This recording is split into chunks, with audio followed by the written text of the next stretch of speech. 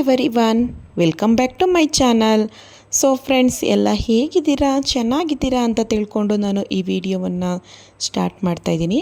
So friends, ನಾನು ಈ ದಿನ 9ನೇ ದಿನದ ಧನುರ್ಮಾಸ ಪೂಜೆಯನ್ನು ಹೇಗೆ ನಾನು ಮಾಡಿದೆ ಮತ್ತು 9ನೇ ದಿನ ಯಾವ ರೀತಿ ಪೂಜೆಯನ್ನು ಮಾಡಬೇಕು, ಅಂದರೆ 9 ದಿನ ವ್ರತವನ್ನು ಮುಗಿಸ್ತೀವಲ್ವ, ಅಂದರೆ ಕೊನೆಯ ದಿನ ಧನುರ್ಮಾಸ ಪೂಜೆಯನ್ನು ಮುಗಿಸ್ತೀವಲ್ವ, ಆ ದಿನ ಯಾವ ರೀತಿ ಪೂಜೆಯನ್ನು ಮಾಡಬೇಕು ಅನ್ನೋದನ್ನು ನಾನು ಈ ವಿಡಿಯೋ ಮೂಲಕ ತಿಳಿಸ್ಕೊಡ್ತಾ ಇದ್ದೀನಿ. ಸೊ ಇದು ತುಂಬ ಜನಕ್ಕೆ ಯೂಸ್ ಆಗುತ್ತೆ.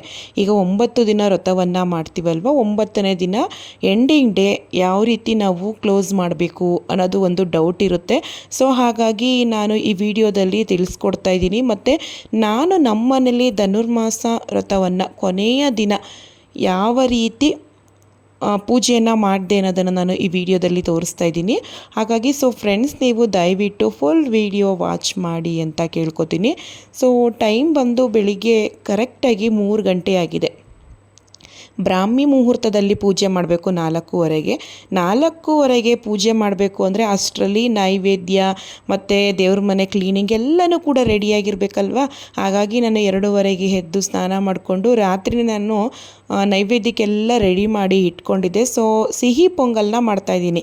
ಮೊದಲನೇ ದಿನವೂ ಕೂಡ ನೈವೇದ್ಯಕ್ಕೆ ಸಿಹಿ ಪೊಂಗಲ್ನ ಮಾಡಿದ್ದೆ. ಧನುರ್ಮಾಸದಲ್ಲಿ ತುಂಬ ಅಂದರೆ ತುಂಬ ಶ್ರೇಷ್ಠವಾದ ನೈವೇದ್ಯ ಅಂದರೆ ಇದನ್ನು ಹುಗ್ಗಿ ಅಂತಲೂ ಸಹ ಕರೀತಾರೆ. ಸಿಹಿ ಪೊಂಗಲ್ನ ಮಾಡಬೇಕು. ಮತ್ತು ಈ ದಿನ ನಾನು ಕುಂಕುಮಕ್ಕೆ ಕೊಡ್ತೀನಲ್ಲ ಮುತ್ತೈದೆಯರಿಗೆ, ಒಂದಷ್ಟು ಜನಕ್ಕೆ ನಾನು ಈ ಪ್ರಸಾದವನ್ನೇ ಹಂಚ್ತೀನಿ. ಸೊ ಹಾಗಾಗಿ ನಾನು ಕ್ವಾಂಟಿಟಿ ಜಾಸ್ತಿ ಮಾಡ್ತಾಯಿದ್ದೀನಿ ಪೊಂಗಲ್ನ. ಸೊ ನೀವಿಲ್ಲಿ ನೋಡ್ತಾ ಇರ್ಬೋದು, ಸಮ ಪ್ರಮಾಣದಲ್ಲಿ ತೊಗೋಬೇಕು. ಹೆಸರುಬೇಳೆ ಮತ್ತು ಅಕ್ಕಿ, ಬೆಲ್ಲ ಅದರ 2 ಪಟ್ಟು ತೊಗೋಬೇಕು. ಸ್ವೀಟ್ ಜಾಸ್ತಿ ಇದ್ದಷ್ಟು ಚೆನ್ನಾಗಿರುತ್ತೆ.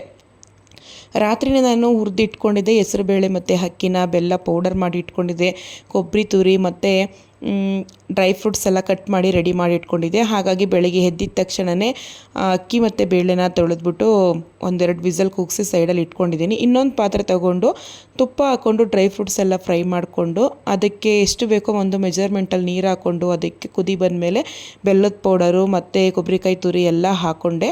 ನೋಡಿ, ನೀರು ಚೆನ್ನಾಗಿ ಕುದಿ ಬರ್ತಾಯಿದೆ. ಕುದಿ ಬಂದಮೇಲೆ ನಾವು ಬೇಯಿಸಿಟ್ಕೊಂಡಿದ್ವಲ್ಲ ಹೆಸರುಬೇಳೆ ಮತ್ತು ಅಕ್ಕಿ, ಇದನ್ನು ನಾನು ನೀಟಾಗಿ ಹಾಕೋತಾ ಇದ್ದೀನಿ. ನೋಡಿ, ತುಂಬ ಗಟ್ಟಿ ಬಂದರೂ ಕೂಡ ಸಿಹಿ ಪೊಂಗಲ್ ಚೆನ್ನಾಗಿರಲ್ಲ ಫ್ರೆಂಡ್ಸ್.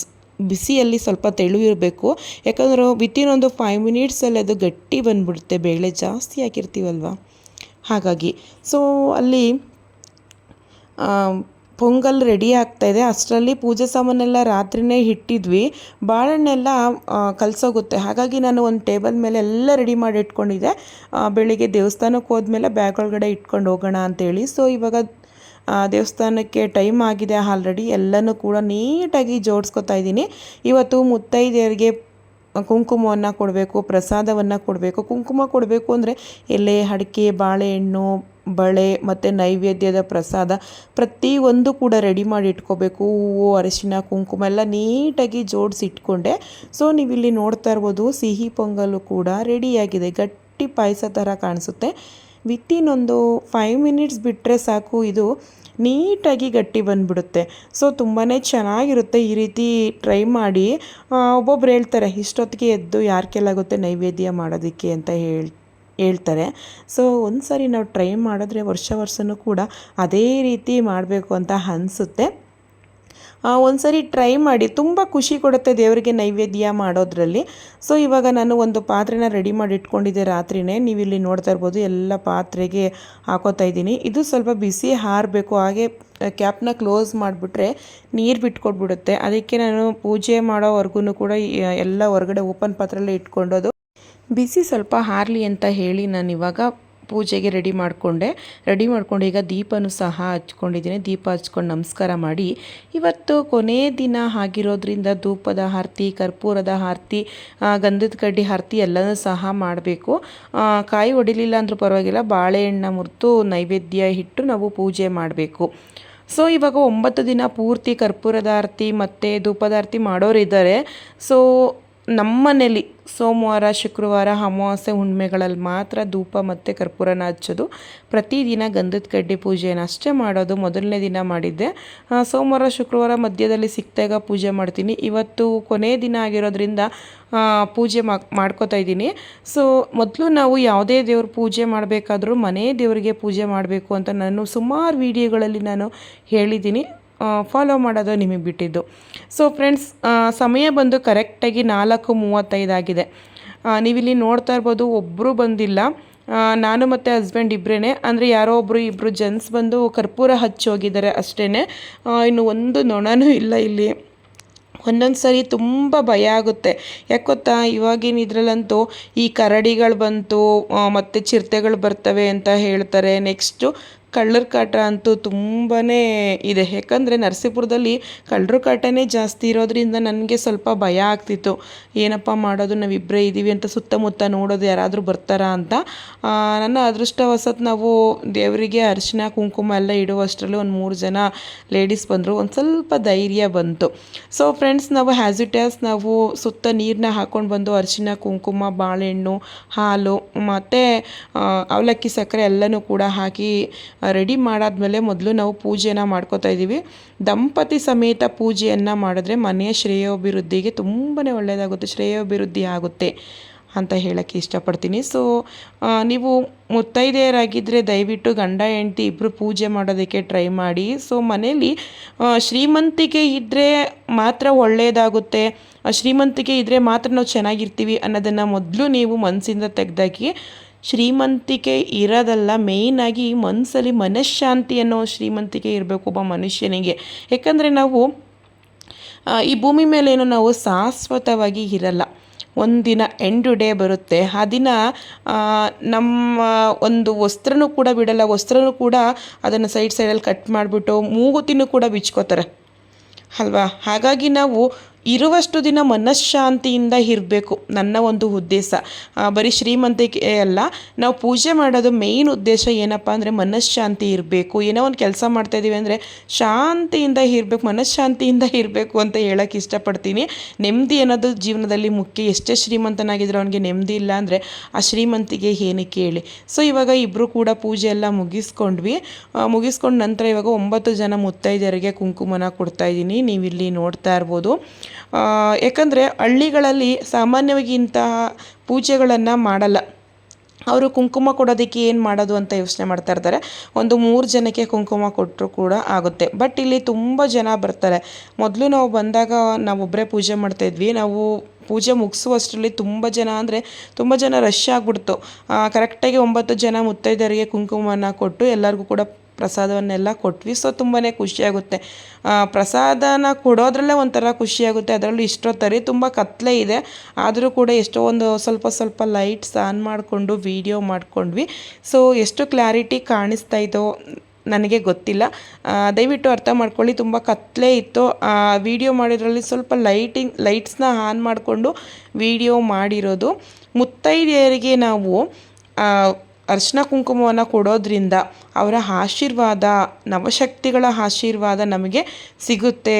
ಹಾಗಾಗಿ ನೀವು ದಯವಿಟ್ಟು ಎಂಡಿಂಗ್ ಡೇ ಅಂದರೆ ಲಾಸ್ಟು ಧನುರ್ಮಾಸ ವ್ರತವನ್ನು ಮಾಡ್ತೀರಲ್ಲ ಆ ದಿನ ನೀವು ಮುತ್ತೈದೆಯರಿಗೆ ಕುಂಕುಮ ಕೊಡೋದನ್ನು ಮಾತ್ರ ಮರಿಬೇಡಿ. ಅಕಸ್ಮಾತ್ ನಿಮಗೆ ಸಿಹಿ ಪೊಂಗಲ್ ಮಾಡೋದಕ್ಕಾಗಲ್ಲ ಅಂದರೆ ದಯವಿಟ್ಟು ಬಾಳೆಹಣ್ಣು ಮನೇಲಿ ಇಲ್ಲಾಂದರೆ ಕಡಲೆ ಸಕ್ಕರೆ ಏನಾದರೂ ಕೊಡೋದಕ್ಕೆ ಟ್ರೈ ಮಾಡಿ. ಕುಂಕುಮವನ್ನು ಕೊಟ್ಟಾಗ ಸಿಹಿಯನ್ನು ನೈವೇದ್ಯವನ್ನಾಗಿ, ಸಿಹಿಯನ್ನು ಪ್ರಸಾದವನ್ನಾಗಿ ಅವರಿಗೆ ಕೊಟ್ಟರೆ ತುಂಬಾ ಒಳ್ಳೆಯದು, ನಾನು ತಿಳಿದುಕೊಂಡಿರೋ ಪ್ರಕಾರ. ಮತ್ತು ಇನ್ನೊಂದು ಇಂಪಾರ್ಟೆಂಟ್ ಏನಪ್ಪ ಅಂದರೆ ಮುತ್ತೈದೆಯರಿಗೆ ಕುಂಕುಮ ಕೊಡೋದಷ್ಟೇ ಅಲ್ಲ, ಅವ್ರಗಳ ಹತ್ರ ನಾವು ಆಶೀರ್ವಾದವನ್ನು ಪಡ್ಕೋಬೇಕು. ಆವಾಗಲೇ ನಾವು 9 ದಿನ ಮಾಡಿದಂಥ ವ್ರತ ಪೂಜೆ ಸಂಪೂರ್ಣವಾದಂಥ ಫಲ ಸಿಗುವಂಥದ್ದು. ಹಾಗಾಗಿ ನೀವು ನಮಗಿಂತ ಸ್ವಲ್ಪ ಚಿಕ್ಕವರಾಗಿದ್ದರೆ ನೀವು ನೆಲನ ಮುಟ್ಟಿ ಅವ್ರ ಮುಂದೆ ನಮಸ್ಕಾರ ಮಾಡ್ಕೊಳ್ಳಿ. ಅದೇ ಆಶೀರ್ವಾದ, ಅವ್ರ ಆಶೀರ್ವಾದ ಮಾಡಿದಷ್ಟೇ ಫಲ ನಮಗೆ ಸಿಗುತ್ತೆ. ಸೊ ನೀವು ಇಲ್ಲಿ ನೋಡ್ತಾ ಇರ್ಬೋದು, ಆಲ್ಮೋಸ್ಟ್ ತುಂಬ ಜನ ಬಂದಿದ್ದಾರೆ ಟೆಂಪಲ್ಗೆ.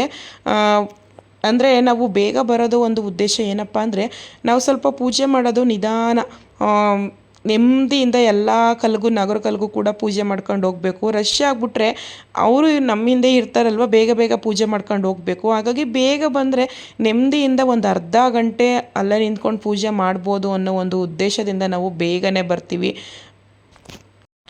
ಸೊ ಇವಾಗ ನಾನು ಕುಂಕುಮ ಎಲ್ಲ ಕೊಡ್ತಾಯಿದ್ದೀನಿ. ಇಲ್ಲಿ ನಾವು ಅರಳಿಕಟ್ಟೆ ಹತ್ತೋದಕ್ಕಿಂತ ಮುಂಚಿತವಾಗಿ ರೈಟ್ ಸೈಡು ಗಣೇಶನ ವಿಗ್ರಹ, ಲೆಫ್ಟ್ ಸೈಡು ಆಂಜನೇಯನ ವಿಗ್ರಹ ಇದೆ. ಇಲ್ಲಿಗೆ ಒಬ್ಬರು ಪೂಜಾರಿ ಇದ್ದಾರೆ. ಇಲ್ಲಿಗೂ ಕೂಡ ನಾವು ಲಾಸ್ಟಲ್ಲಿ ಅರ್ಚನೆ ಮಾಡಿಸಿ ಪೂಜೆ ಎಲ್ಲ ಮಾಡಿಸಿದ್ವಿ. ಸೊ ನಾವು ಮೊದಲನೇ ದಿನವೂ ಪೂಜೆ ಮಾಡಿಸಿದ್ವಿ. ಲಾಸ್ಟ್ ಡೇ ಆಗಿರೋದ್ರಿಂದ ಇಲ್ಲಿ ಅಭಿಷೇಕ ಎಲ್ಲ ಮಾಡಿಸ್ತಾರೆ ಈ ದೇವರಿಗೆ. ಮೊದಲು ಇಷ್ಟೊಂದು ಸೌಕರ್ಯ ಇರಲಿಲ್ಲ ಈ ದೇವಸ್ಥಾನದಲ್ಲಿ. ಅಂದರೆ ಈ ಸರಿ ಏನು ಧೈರ್ಯಪ್ಪ ಅಂದರೆ ಪೂಜಾರಿ ಕರೆಕ್ಟಾಗಿ 4:15ಗೆ ಬಂದುಬಿಡ್ತಾರೆ. ಅದೊಂದು ಧೈರ್ಯ, ಪೂಜಾರಿ ಬರ್ತಾರೆ, ನಾವು ನೆಮ್ಮದಿಯಿಂದ ಪೂಜೆ ಮಾಡ್ಬೋದು. ಆದರೆ ಈ ಕಾಡು ಪ್ರಾಣಿಗಳ ಹಾವಳಿ ಮತ್ತು ಕಳ್ಳರು ಹಾವಳಿ ಅವೆರಡು ಭಯ ಇಲ್ಲ ಅಂದರೆ ನೆಮ್ಮದಿಯಾಗಿ 4 ಗಂಟೆಗೆ ಬಂದು ಪೂಜೆ ಮಾಡ್ಬೋದು. ಬಟ್ ಬ್ರಾಹ್ಮಿ ಮುಹೂರ್ತ ಅಂದರೆ 4:15 ಮೇಲೆ 5:15 ಒಳಗಡೆ ನೀವು ಪೂಜೆ ಮಾಡಿದ್ರೆ ತುಂಬಾ ಒಳ್ಳೆಯದು. ಸೊ ಫ್ರೆಂಡ್ಸ್, ನೀವು ಪ್ರತಿದಿನ ನಕ್ಷತ್ರನ ನೋಡ್ತಾ ಇದ್ದೀರಾ ಅಂತ ತಿಳ್ಕೊತೀನಿ. ಯಾಕಂದರೆ ನಕ್ಷತ್ರಗಳಂದರೆ ಅಶ್ವಿನಿ ದೇವತೆಗಳ 4:15 ಇಂದ 5:15 ಒಳಗಡೆ ಅಶ್ವಿನಿ ದೇವತೆಗಳ ಮುಂಜಾನೆಯ ಸಮಯ. ಈ ಸಮಯದಲ್ಲಿ ನಾವು ಪೂಜೆಯನ್ನು ಮಾಡಿರ್ತೀವಲ್ವ, ನಕ್ಷತ್ರವನ್ನು ನೋಡಿ ನಾನು ಈ ದಿನ ಪೂಜೆಯನ್ನು ಮುಗಿಸಿದ್ದೀನಿ, ನನ್ನ ಕೋರಿಕೆ ಇದನ್ನು ಈಡೇರಿಸಿ ಅಂತ ನಕ್ಷತ್ರವನ್ನು ನೋಡಿ ನೀವು ಅಶ್ವಿನಿ ದೇವತೆಗಳಲ್ಲಿ ಕೇಳ್ಕೋಬೇಕು. ನಾವು ಕೇಳ್ಕೊಂಡಂತಹ ಕೋರಿಕೆ ಈಡೇರುತ್ತೆ ಅನ್ನೋದು ಒಂದು ನಂಬಿಕೆ. ನಾನು ಯಾವುದೋ ಒಂದು ಬುಕ್ಕಲ್ಲಿ ಓದಿದೆ, ಪುರಾಣ ಬುಕ್ಗಳಲ್ಲಿ ಓದಿದ್ದೆಲ್ಲ ನಿಜ ಅಂತಲೇ ನಾನು ತಿಳ್ಕೊಂಡಿದ್ದೀನಿ. ಯಾಕಂದರೆ ಯಾರೂ ಕೂಡ ಪುರಾಣ ಬುಕ್ಕಲ್ಲಿ ಸುಳ್ಳು ಬರೆಯಲ್ಲ. ಸೊ ಹಾಗಾಗಿ ಆ ಪ್ರೊಸೀಜರ್ನ ನಾನು ಫಾಲೋ ಮಾಡೋದ್ರಿಂದ ನನಗೆ ಎಷ್ಟು ಗೊತ್ತೋ ಅಷ್ಟರ ಬಗ್ಗೆ ನಾನು ನಿಮಗೆ ತಿಳಿಸ್ಕೊಟ್ಟಿದ್ದೀನಿ ಅಂತ ತಿಳ್ಕೊಂಡಿದ್ದೀನಿ. ನಾನು ಕೊನೆಯ ದಿನ ಧನುರ್ಮಾಸ ಪೂಜೆಯನ್ನು ನಮ್ಮ ಮನೆಯಲ್ಲಿ ಈ ರೀತಿ ಮಾಡಿದ್ದೆ. ಸೊ ನೀವು ನಿಮಗೆ ಸ್ವಲ್ಪ ಹೆಲ್ಪ್ ಆಗುತ್ತೆ ಅಂತ ಹೇಳಿ ನಾನು ಈ ವಿಡಿಯೋವನ್ನು ಹಾಕಿರುವಂಥ ಒಂದು ಉದ್ದೇಶ. ನಿಮ್ಮ ಮನೆಯಲ್ಲೂ ಕೂಡ ನೀವು ಯಾವ ರೀತಿ ಧನುರ್ಮಾಸ ವ್ರತವನ್ನು ಆಚರಣೆ ಮಾಡಿದ್ರಿ ಅನ್ನೋದನ್ನು ದಯವಿಟ್ಟು ತಿಳಿಸಿ. ಸೊ ನಾನು ನ್ಯಾಚುರಲ್ ಆಗಿ ವಿಡಿಯೋವನ್ನು ಮಾಡಿದ್ದೀನಿ. ಸೊ ಅದನ್ನು ನೀವು ಅರ್ಥ ಮಾಡ್ಕೋತೀರಾ ಅಂತ ತಿಳ್ಕೊತೀನಿ. ಸೊ ಫ್ರೆಂಡ್ಸ್, ಇವಾಗ ನೆಕ್ಸ್ಟ್ ವೀಡಿಯೋದಲ್ಲಿ ಸಿಗೋಣ. ಆಲ್ಮೋಸ್ಟ್ ನಾನು ಲಾಗ್ಗಳನ್ನ ಹಾಕೋದು ಸ್ವಲ್ಪ ಕಡಿಮೆ ಆಗಿದೆ, ಸ್ವಲ್ಪ ಬ್ಯುಸಿಯಾಗಿರೋದ್ರಿಂದ ವೀಡಿಯೋಸ್ಗಳನ್ನ ಅಪ್ಲೋಡ್ ಮಾಡೋಕ್ಕಾಗ್ತಾಯಿಲ್ಲ. ಸೊ ಇನ್ನು ಮುಂದೆ ವೀಡಿಯೋ ಹಾಕೋಣ ಅಂತ ತಿಳ್ಕೊಂಡಿದ್ದೀನಿ.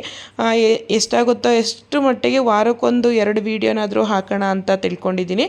ಸೊ ಇವಾಗ 9 ಜನ ಮುತ್ತೈದೆಯರಿಗೆ ಕುಂಕುಮ ಎಲ್ಲ ಕೊಟ್ಟು ಉಳಿದಂಥ ಪ್ರಸಾದವನ್ನು ಎಲ್ಲರಿಗೂ ಕೂಡ ಹಂಚಿದ್ವಿ.